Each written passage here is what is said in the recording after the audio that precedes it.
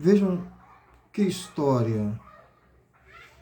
Um homem presencia um assalto numa rua de São Paulo, um assalto que está correndo na frente do carro dele, e assim que o assaltante termina de fazer o assalto, ele atropela o assaltante, permanece com o carro em cima do assaltante, mesmo com muita gente pedindo para que ele tirasse o carro para que o assaltante pudesse ser salvo, ele não tira, permanece com o carro em cima, e isso levou à morte do assaltante. É claro que você pode ser solidário à pessoa que foi assaltada e repudiar esse ato ao mesmo tempo. Ele ainda disse claramente, é -1 a fazer o L. Ele não tinha a intenção de matar um assaltante, a intenção dele era de matar quem fez o L. Ele transferiu o ódio que ele sente pelas pessoas que fizeram L para aquele assaltante. Por isso ele o matou. É o risco que nós estamos correndo dentro de uma sociedade que já não tem mais limite, já não sabe mais reconhecer qual é o limite do mal. Bem, gente, eu começo pedindo a vocês, no meu vídeo, que vocês façam, vocês dêem um like, que vocês comentem, que vocês compartilhem meu vídeo, que vocês se inscrevam no canal. Eu sempre digo isso, né? Que é o canal que tem como intenção sempre a gente estar lutando pela democracia, criticando esse tipo de coisa, né, para que a gente possa ter uma nação verdadeiramente solidária com igualdade de direitos e oportunidades para todos os brasileiros. Veja, gente, eu sei que muita gente está falando, não, o cara que tem que morrer mesmo, porque essa coisa do bandido bom é bandido morto, isso já está entranhado na cultura de muitos, né, de muita gente pelo Brasil afora. Infelizmente esse bandido está morto. E é assim que a sociedade deseja acabar com o crime. Essa sociedade que deseja acabar com o crime dessa forma comete um equívoco absurdo, porque outros criminosos virão. A forma mais correta que se tem de acabar com o crime é você dando oportunidade às pessoas. E vem muita gente sempre ironizando, pensando, não quer dizer que essas pessoas são vítimas da sociedade? Claro que são. Claro que são. Muitas dessas pessoas não foi dada a oportunidade que foi dada a outras. Eu vou dar um exemplo aqui, contrário a esse que eu estou falando para vocês aqui agora, de uma pessoa que teve a oportunidade e que comete crimes, como por exemplo, pessoas que passam por cargos grandes na política brasileira, por exemplo, e que viram ladrão de joia. E que não tem esse fim que esse rapaz teve. É sempre, as pessoas costumam fazer confusão com quem defende o fim desse tipo de atitude com pessoas que defendem criminosos. Não é nada disso. O que a gente procura defender é uma nação verdadeiramente justa, em todos os sentidos. A gente tem que deixar claro que a justiça não se faz por justiceiro. A justiça se faz pela instituição justiça. Infelizmente, não foi o que aconteceu. Nesse caso, foi um justiceiro que matou uma pessoa, matou a sangue frio. Ele poderia, a gente não pode dizer nunca que foi não, legítima defesa de terceiros. Não foi, porque o rapaz já estava imobilizado quando ele atropelou, ele poderia tirar o carro e ajudar no socorro. Aí foi ódio mesmo. O ódio que é um ódio bolsonarista, né? Hoje ele é bolsonarista porque Bolsonaro juntou todas essas pessoas, mas esse ódio ele já está no Brasil. O Brasil sempre teve muito isso, mas esse ódio institucionalizado praticamente já está no Brasil desde 2013. Quando naquelas passeatas contra o governo Dilma, que aquela passeata de início nem era contra o governo Dilma, mas foi transformada em uma passeata contra o sistema do governo Dilma, né, quando a Lava Jato, quando a Rede Globo demonizaram o PT, não porque o PT tivesse cometido alguns crimes, mas não, é porque realmente eles precisavam tirar o PT para que uma série de coisas acontecessem, como por exemplo, reformas da Previdência, como por exemplo, reformas trabalhistas, como por exemplo, esse juro que nós estamos tendo aí hoje. Tudo isso é de ocorrência de uma política que eliminou quem pudesse combater tudo isso.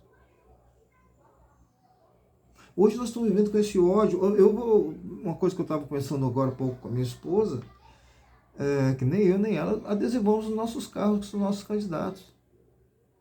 Nós votamos no PT, né? E a gente não teve coragem. Eu não tive coragem de adesivar meu carro.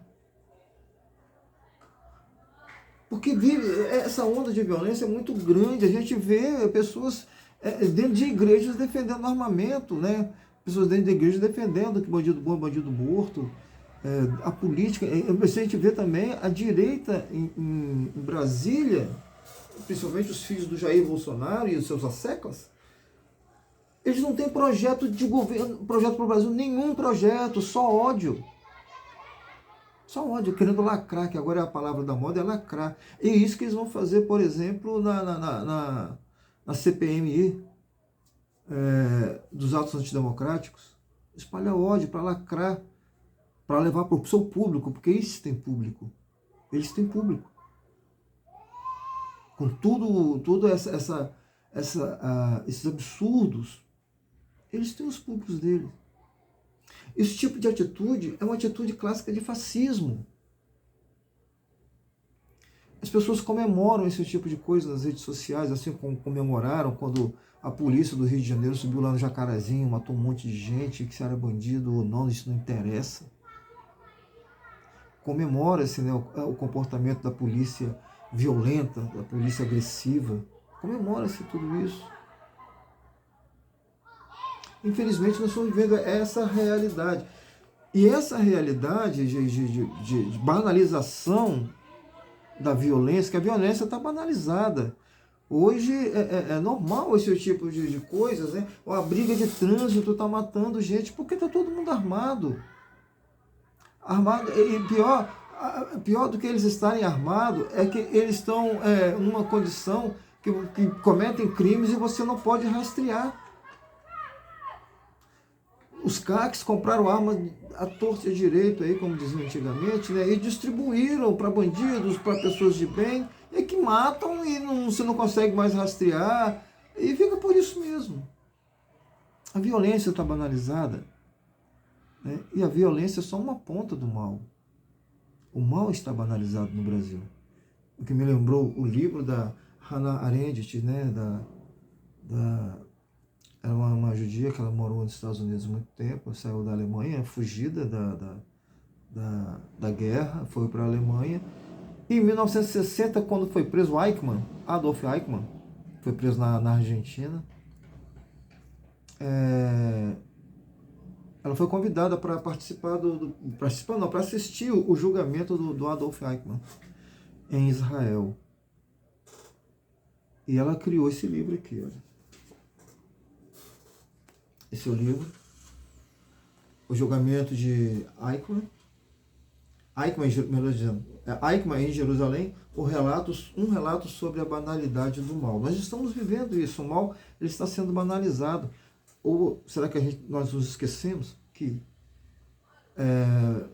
pouco antes da eleição no Rio Grande, no Paraná,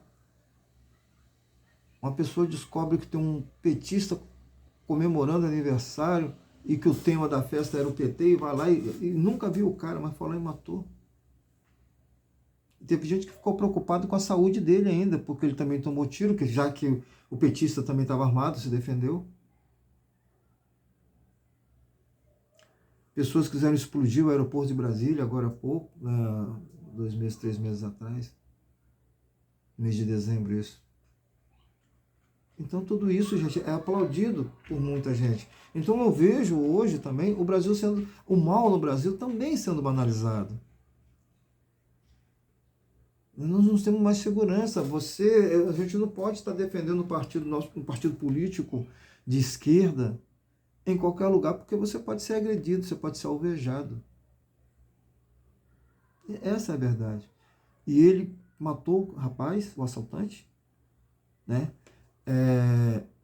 E disse, é -1 a fazer um L, como se estivesse matando um petista. O desejo dele, na verdade, não era de matar um assaltante. O desejo dele, a realização dele, foi ter matado um que ele imagina ser petista. E aí é que entra um problema sério, que a sociedade precisa reagir a isso, porque hoje foi esse assaltante. Amanhã pode ser um sindicalista, depois um socialista, depois um pseudo-comunista, né? Amanhã pode ser qualquer um de nós. E se a gente não reagir, vai ser tarde. Essa minha última fala agora foi realmente inspirada em Bertolt Brecht, que ele tem um poema em que ele fala disso. Eu tenho até aqui esse poema, eu não vou falar o poema todo não, né? Vou falar, ele é curtinho. Primeiro levaram os negros, eu não me importei com isso, eu não era negro. Em seguida levaram alguns operários, eu não me importei com isso, também não era operário. Depois prenderam os miseráveis, não me importei com isso porque não sou miserável. Depois agarraram os desempregados. Como eu tenho emprego, também não me importei. Agora estão me levando, mas agora é tarde. Como eu não me importei com ninguém, ninguém se importou comigo. Aí vocês vão falar, gente, mas esse rapaz não era nada disso, ele era bandido. Ele não matou a pessoa por ser bandido. Ele colocou naquela pessoa uma imagem de petista e matou a pessoa com essa imagem de petista. Ele projetou nessa pessoa o petismo.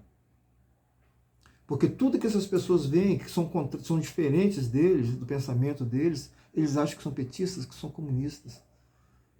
E matar petista é uma ordem do Bolsonaro. Bolsonaro disse isso, nós vamos metralhar o petista. Em Rondônia ou Roraima, se não me engano, foi em Roraima. No Rondônia, acho que foi em Rondônia. Outra vez até no Acre, eu não sei, não me lembro agora. Então amanhã pode ser qualquer um de nós. Qualquer um de nós que por exemplo, venhamos a contestar as atitudes do Bolsonaro, que venhamos a torcer pela atitude do Bolsonaro na cadeia, pelos crimes que ele cometeu, podemos nós ser alvejados.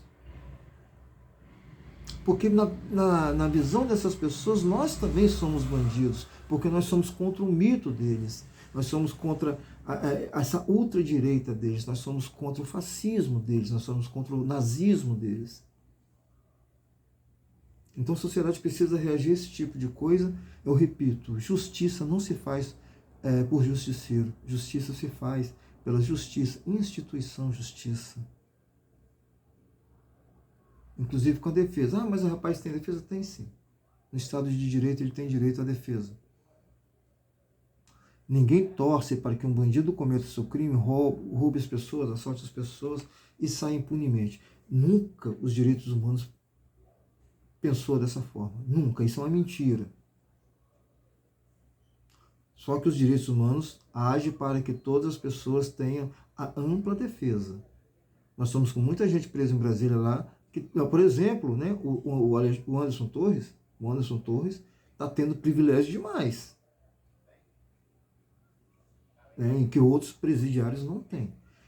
O que a gente quer é que todas as pessoas que cometeram crime paguem pelos seus crimes, sim.